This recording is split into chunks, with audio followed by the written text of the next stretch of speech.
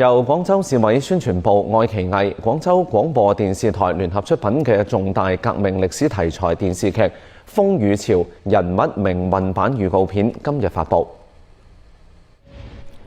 根據真實歷史改編嘅電視劇《風雨潮》，講述咗抗戰期間香港淪陷，澳門成為孤島，任嘉倫飾演嘅銀號老闆何賢同妻兒舉家遷往澳門，喺亂世中艱難求生嘅故事。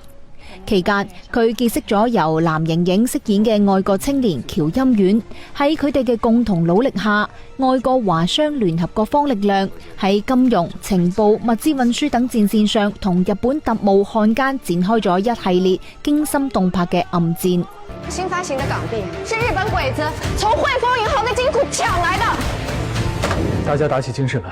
我們還有硬仗要打。風雨潮獲得國家廣電總局2025年度電視劇引導扶持專項資金支持，填補咗澳門抗戰呢一題材嘅空白，呈現澳門雖然冇戰火硝煙，但就暗流洶湧、險象環生嘅抗戰風雲，對於廣大觀眾全面了解澳門同胞對於抗日戰爭同世界反法西斯戰爭嘅特殊貢獻，具有重要嘅現實意義。會有期待的，因為